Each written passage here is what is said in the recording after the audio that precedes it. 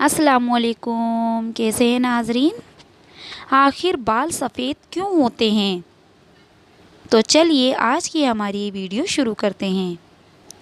حضرت ابو ہریرہ رضی اللہ تعالی عنہ سے روایت ہے کہ رسول اللہ صلی اللہ علیہ وسلم نے فرمایا، سفید بال نہ اکھاڑو کیونکہ وہ قیامت کے دن نور ہوگا، اور جس شخص کے بال اسلام میں سفید ہو گئے ہوں اس کے لیے اوج ایک نیکی لکھی جائے گی، ایک گناہ مٹایا جائے گا اور ایک درجہ بلند ہوگا۔ حضرت عثمان غنی رضی اللہ تعالی عنہ سے روایت ہے کہ رسول اللہ صلی اللہ علیہ وسلم نے فرمایا، اللہ تبارک و تعالی فرماتا ہے کہ جب میرے بندے کی عمر 40 سال کی ہو جاتی ہے تو میں اس کو 3 قسم کے امراض میں محفوظ کر دیتا ہوں: جنون یعنی دیوانگی، جذام یعنی کوڑ اور برس سے عافیت دے دیتا ہوں۔ جذام یعنی کوڑ جس میں ہاتھ گل جاتے ہیں، اور برس سے مراد جلد کے سفید داغ۔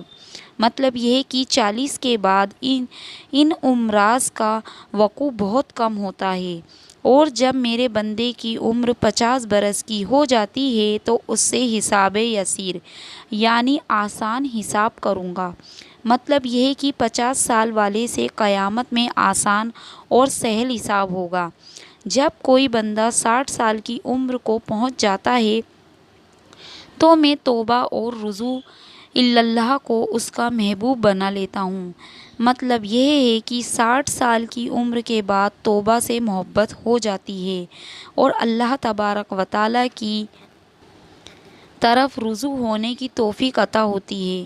جب کسی کی عمر 70 سال کی ہو جاتی ہے تو فرشتے اس سے محبت کرتے ہیں، اور جب کوئی 80 برس کا ہو جاتا ہے تو اس کی نیکیاں لکھی جاتی ہیں اور گناہ نظر انداز کیے جاتے ہیں، اور جب کوئی 90 سال کا ہو جاتا ہے تو فرشتے کہتے ہیں، اللہ کا قیدی ہے، اللہ کی زمین میں اس کے پہلے اور پچھلے گناہ بخش دیے جاتے ہیں، کیونکہ مطلب یہ ہے کہ اللہ تبارک و تعالی نے اس کی روح کو جسم قید خانے میں قید کر رکھا ہے، مدت پوری ہو چکی ہے، حکم کا انتظار ہے، اور جب کوئی بندہ ارذل العمر کو پہنچ جاتا ہے تو اللہ تبارک و تعالی اس کے نام اعمال میں اس کی تندرستی اور صحت کے زمانے کے مشعل اعمال خیر لکھتا رہتا ہے۔ اگر اس بندے سے کوئی برائی ہو جاتی ہے تو برائی اس کے نام اعمال میں نہیں لکھی جاتی۔ ارذل العمر کے مراد وہ عمر ہے جس میں انسان کے ہوش و حواس بجا نہیں رہتے اور بے کی باتیں کرنے لگتا ہے۔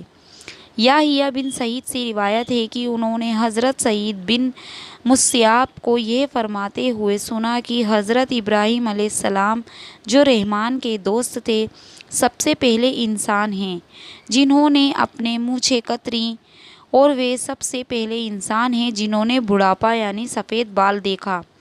چنانچہ انہوں نے جب سب سے پہلے اپنے بالوں میں سفیدی کو دیکھا تو عرض کیا کہ میرے پروردگار یہ کیا ہے؟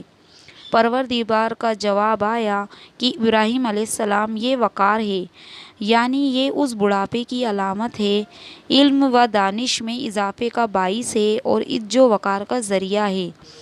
اس کی وجہ سے لاہو و لعب سے، مشغولیت اور گناہوں کے ارتکاب سے باز رہتا ہے۔ حضرت ابراہیم علیہ السلام نے عرض کیا کہ پروردگار، یہ تو میری بڑی نعمت ہے، لہٰذا میرے وقار میں اضافہ فرما۔ لباس کا بیان رسول اللہ صلی اللہ علیہ وسلم نے فرمایا، جو شخص اسلام کی حالت میں یعنی حالت ایمان میں بڑھاپے کو پہنچے تو یہ بڑھاپا اس کے لیے قیامت کے دن نور ہوگا۔ اور ایک شخص نے عرض کیا کہ چند لوگ ان سفید بالوں کو اکھاڑ لیتے ہیں۔ آپ صلی اللہ علیہ وسلم نے فرمایا کہ جس کا دل چاہتا ہے اپنے نور کو اکھاڑ دے۔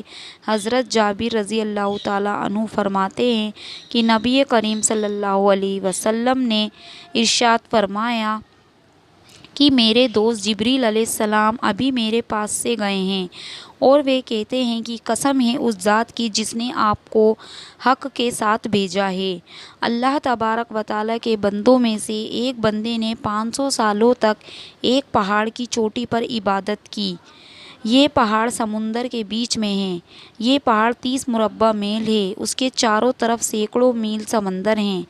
اللہ تبارک و تعالیٰ نے اس عبادت گزار کے لیے اس پہاڑ میں میٹھے پانی کا چشمہ جاری کر دیا جس کی دھار انگلی کے برابر موٹی ہے، اور ایک طرف انار کو اس پہاڑی کی جڑوں میں لگا دیا جس میں ہر روز ایک انار تیار ہوتا تھا، اور وہ اس پہاڑ سے اتر کر وضو کرتا تھا اور اس انار کو کھا کر پھر خدا کی عبادت میں مشغول ہو جاتا۔ جب اس عابد کی وفات کا وقت قریب آیا تو اس نے عرض کیا، یا اللہ، میرے روح سجدے کی حالت میں قبض اور میرے جسم کو محفوظ رکھا جائے اور مجھے قیامت میں سجدے کی حالت میں اٹھایا جائے۔ اللہ تبارک و تعالیٰ نے اس کے ساتھ ایسا ہی کیا، چنانچہ ہم آسمان سے اترتے چڑھتے اس کو اسی حالت میں دیکھتے۔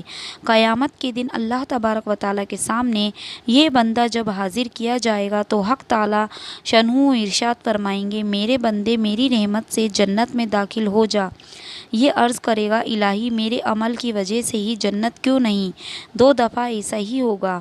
اللہ تبارک و تعالیٰ فرمائے گا، میری رحمت سے جنت میں داخل ہو جا، اور یہ عمل کا نام لے گا۔